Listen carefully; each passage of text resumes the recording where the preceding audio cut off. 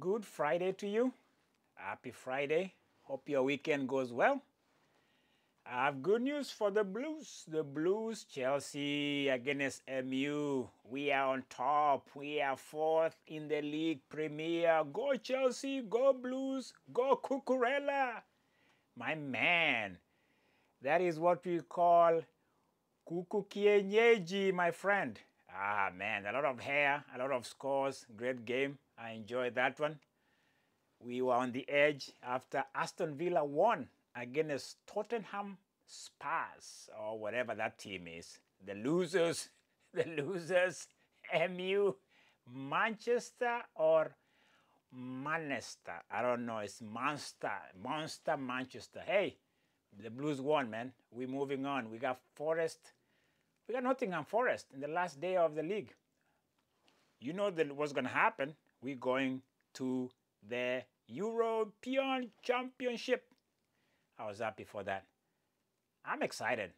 You don't have to say anything about that. You can always give me your jab on it. If you're another fan of this sporting world, Tukuriada, my friend, this is your friend indeed. I never hesitate to share highlights, get excited. After all, what is life if there's no highlights? Huh? Yeah, what is life if there are no highlights? I repeat, make sure every day you have highlights for your life. Yeah, celebrate. Give yourself a pat on your back. Share with your friend. Like with your friend. Subscribe with your friend. It's Tukuriada, none other. Is the man reporting. I have no breaking news from Doha yet, but I got some news that I am following up on Jakob Ingebrigtsen, the Norwegian, the Olympic champion 5,000. The man who has been struggling to tell us about himself. You know, it's very hard for some to be believed. Mostly when you're in the spotlight. You know, you're a celebrity, you're winning. People are writing you for good things. You're the gold medalist, world champion. You got all this money flowing your way. Cameras are following you. And sometimes when you're at the top of your game, something happens that puts everything on hold. And the last time I talked about Jakob Ingebrigtsen, it was a sobering moment to hear about his child and how he grew up around a father, Gert Ingebrigtsen, who was anything but a father to him. That's what he told us, and the case has been unfolding in court. There are some closing statements the other day. The defense, the prosecutor, everybody laid their case. The sister talked about the father not being very loving around her. It was interesting to note that the mother of the young family of 5 did not come to support, or she didn't stand in the front of camera. Of course she did. I understand she gave a side of the story of what has been happening in the family.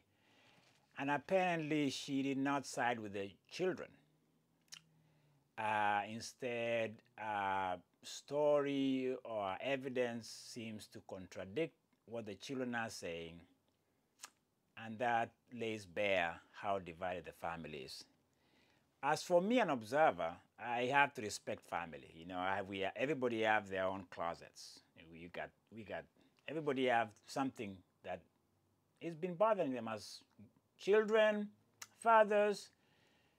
Family issues have never been anything but family issues. Families are families, and sometimes we have an opinion, we think we know. For me, when it comes to Jakob Ingebrigtsen, the only time I know about him, about his life, is when he's Tukuriada. Athletics, he's performing on track, or he's running in his profession. When it comes to family, all I'm reading is what I'm going to read to you guys. I like what he wrote. There's an opinion page he wrote in Norwegian newspaper. I'm just going to read to you this. I don't know whether you agree with it or not, but I'm just sharing my closing remarks on Jakob Ingebrigtsen. I hope he comes out. He's going to be scarred. He's in the public domain. We know about his family, about his father, about his mother. I think the verdict is going to be rendered one way or another. I think the prosecution is asking for 2 years in jail. Of course, the defense is asking for acquittal. Does it really matter right now? Think about it. The court system never decides how families should live. It doesn't matter how you look at it. It's never a win, or it's never anything but a loss. Once you've exposed yourself to the legal channels and legal proceedings, you are never the same. So this is what Ingebrigtsen said. He wrote something that was very fascinating to me. It's very courageous of him. I don't know the family, I'm not claiming, but I'm just reading that he wrote this. My siblings and I will now move on with our lives. That's what he hopes. Regardless of the outcome of the trial, many children cannot, which is true. They live their lives in fear. Don't forget them when the camera lights go out. In the Sadness District Court. That's what he says in an article I'm reading. For me, the court proceedings in Sadness have had a major and harrowing consequences, regardless of what the verdict could be. I think before I read this, it's just I'm reinforcing or repeating myself. We have known this all along, yet it was important to tell our story. We'll all carry a baggage from this case. Some will carry it more heavily than others. But the final procedures today put a mental end to me and my siblings in the family case that all of Norway has taken part in the world right now. We'll of course also do our duty in any further legal proceedings if required. But mentally, we are moving on. We are lucky to be able to do that. Many children experience similar challenges to those we have talked about. Many have it worse. I sincerely hope that they are not forgotten when the cameras are turned off in the district court. There have been many of them, and of course, I've noticed that the trial has dominated the newspaper headlines every day. It has been a great burden and something I would have liked to have avoided. All the same, I respect that it had to be this way. Several of us have sought publicity. We have, let's call it jobs, which makes us known.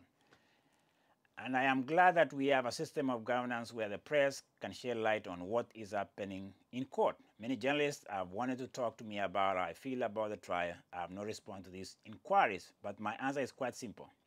I'm sad because I have not received the recognition I had hoped for. And I'm sorry that many outsiders have been drawn into a family situation.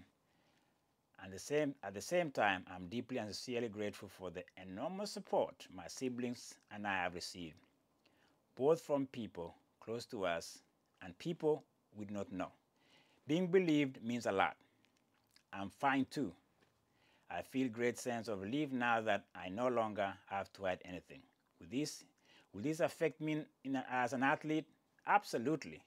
But he has also brought us siblings and my new family closer together. That means more than anything else. One thing that has not changed, however. I will still do not want to answer questions from the press about this case. My story has been thoroughly explained in court.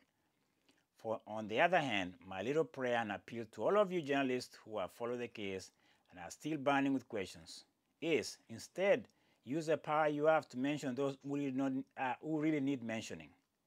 He concludes by saying, ask instead how we can help those children who are not doing well, those who are not in a position to move on with their lives, or those who have followed the trial and have taken courage, picked up the phone and called a helpline to tell them about their situation. There are many of them, not all of them, can run away from their problems like I have. Well, that's Jakob Ingebrigtsen, an article or an opinion or something he wrote in the newspaper.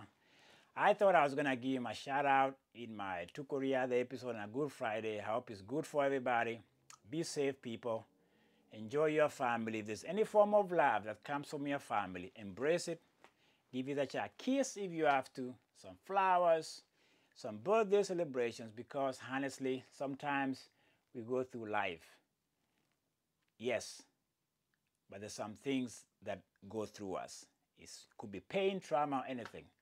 Jacob Ingebrigtsen, man, he's not even 30 years old, and is in the news for good reasons as a winner in the Olympics. He's a world record holder in the Olympics.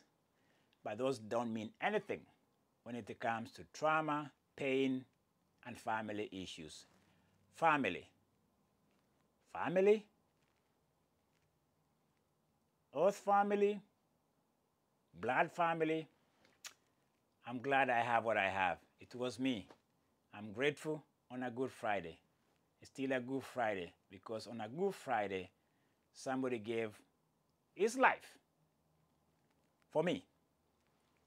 That's all I can say. Gracias. Thank you very much. Keep subscribing, keep liking. Reading about other people doesn't make my life feel is okay. I think we are all in pain, but truly, somebody gave. Hey, it was me giving. A show for Jacob Ingebrigtsen. I hope he heals and finds his place in athletics. Tuko riadha. It was me saying, ciao, peace to you.